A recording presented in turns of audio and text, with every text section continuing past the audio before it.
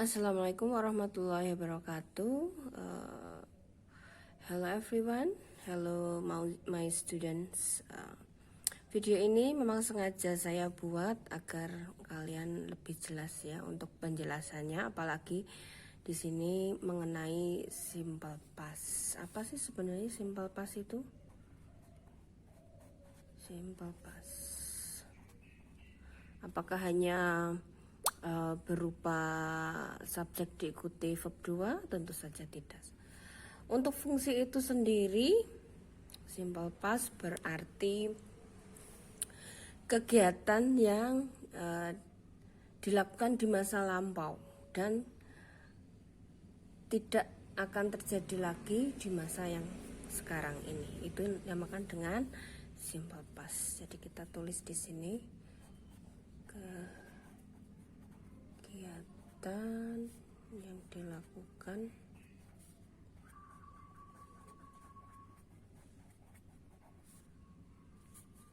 di masa lampau. Ya. Berhubungan dengan masa lampau berarti di sini waktunya itu sendiri terdiri dari biasanya yesterday, ya, yesterday. Kemudian yang ada kata ago. Nah, ago di sini biasanya contohnya 2 weeks ago atau a week ago. Ya. Apa sih artinya di sini? 2 minggu yang lalu, seminggu yang lalu. Jadi itu artinya. Kemudian di sini selain menggunakan ago, menggunakan last. Ya. Contohnya misalnya last week, ya, last year,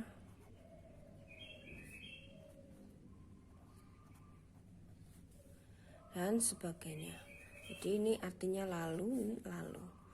Kalau last biasanya di sini tidak disertai angka. Kalau ago di sini biasanya di depannya disertai dengan angka ya, jumlahnya berapa. Misalnya ini 2 minggu ya, 2 berarti 2 minggu yang lalu. Berarti kan apa, 1 ya, seminggu yang lalu. Kemudian di sini last berarti yang lalu juga, tapi tidak perlu menggunakan sebuah angka. Contohnya last week, last year, minggu lalu, tahun lalu. Ya, ini berhubungan dengan waktu yang lampau. Selain ini, apakah ada yang lain? Ada, jelas. In plus past year. Kenapa past year? Maksudnya apa sih di sini? Maksudnya adalah tahun lalu, ya. Misalnya sekarang kan tahun 2021, berarti bisa dengan in 1945, misalnya in 2020, ya. Jadi yang waktu-waktu lampau ya, tahun-tahun lampau ya, itu sendiri waktunya. Jadi kalau ada keterangan waktu ini bisa dipastikan adalah itu simple past ya. Jadi waktunya itu sudah dilakukan di masa lampau. Kemudian untuk polanya itu sendiri simple past dibagi menjadi verbal dan nominal. Nah, sini ya, verbal dan nominal. Jadi kalau di sini verbal ya, verbal itu lebih ke nanti kalimatnya itu terdapat kata kerja. Jadi kalimatnya ada kata kerjanya.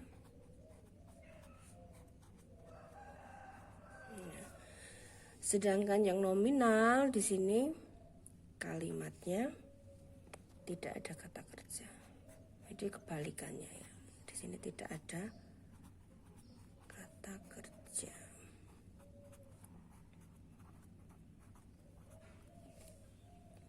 Ya. Kata kerja contohnya itu when di sini ya. When artinya pergi. Kemudian arrived. Arrive itu tiba. Kemudian bisa drove ya. Jadi ini bentuknya kedua semua kalau menggunakan simple past. Drove, rode ya. Kalau ada kata-kata kerja begitu, ini dinamakan dengan verbal. Seandainya yang nominal tidak ada kata kerja, berarti nanti kata kerja penggantinya adalah menggunakan was were ya. Menggunakan was were. Nah, kapan ini ketika tidak ada kata kerja? Biasanya terdapat adjektif ya, kata sifat. Kemudian terdapat kata benda, noun ya. Noun atau bisa noun phrase biasanya ya. Noun phrase. Frasa benda. Jadi adjektif contohnya misalnya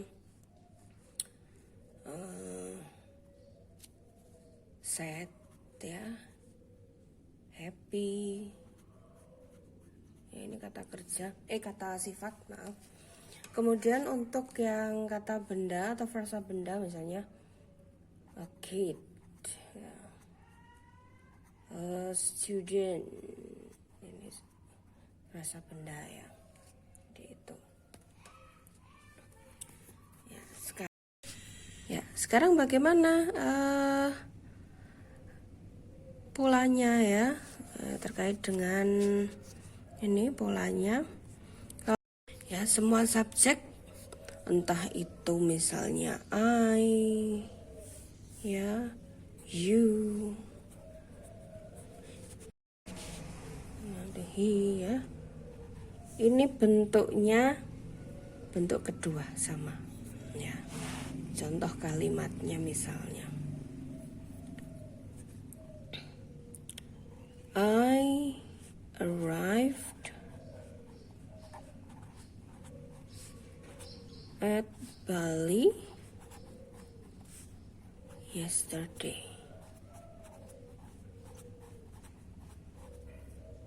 Ya, saya tiba di Bali itu kemarin. Jadi yang tibanya kemarin. Jadi ini bentuk kedua, ini subjeknya. Kalau subjeknya saya ganti he misalnya, kata kerjanya tetap he arrived at Bali yesterday. Ya, ini tetap bentuknya arrive, tidak ada perubahan apapun itu subjeknya. Kemudian sekarang kalau negatif yang verbal, bentuk negatif yang verbal nanti polanya subjek, kemudian did not atau seringkali disingkat menjadi didn't. Kemudian ini bukan bentuk kedua lagi, kalau di sini nanti bentuknya menjadi verb dasar infinitif ya, seperti ini. Jadi kalau tadi ada saya kemarin itu tiba di Bali, kalau menjadi saya kemarin itu tidak tiba di Bali, menjadi kalimatnya I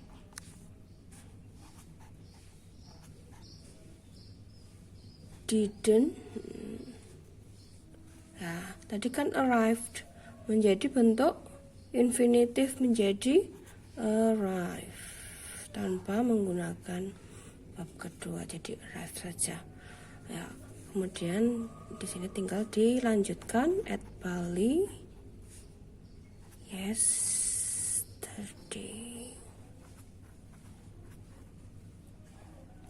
ya, itu. Nah, sekarang bentuk yang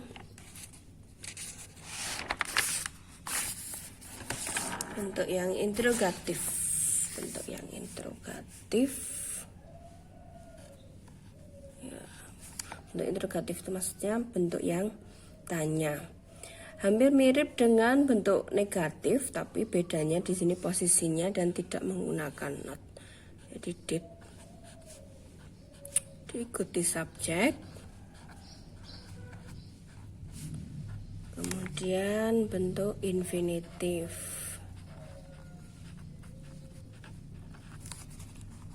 Ya, jangan lupa tanda tanya. Tandanya berarti did dulu. Apakah kemarin saya tiba di Bali? Atau itu tanya sendiri. Misal, apakah kamu kemarin tiba di Bali ya? Jadi pertanyaannya seperti itu. Did you? Ini tetap arrive ya. Bentuknya seperti yang bentuk negatif tadi ya, bentuk dasar itu ya. At Bali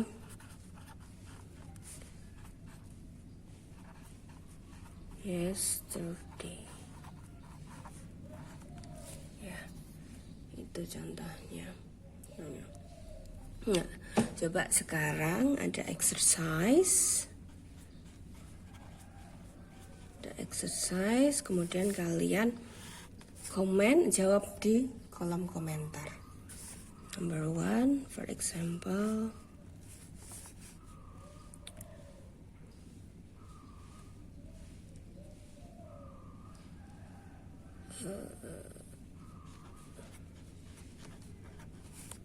saya tadi makan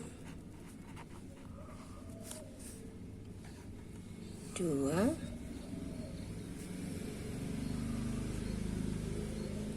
Ima and Ana kemarin pergi ke Tokyo.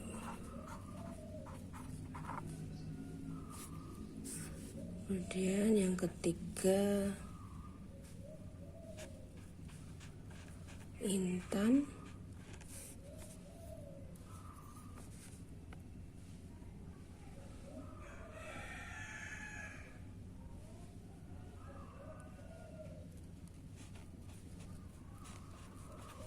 tiba di Korea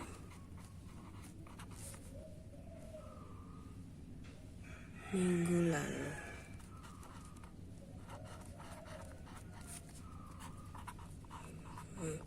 Saya beri contoh yang pertama, exercise yang pertama, jadi kalian nanti mengerjakannya yang nomor 2 dan 3 ya. Kalau saya tadi makan ya, yang makan itu tadi, jadi I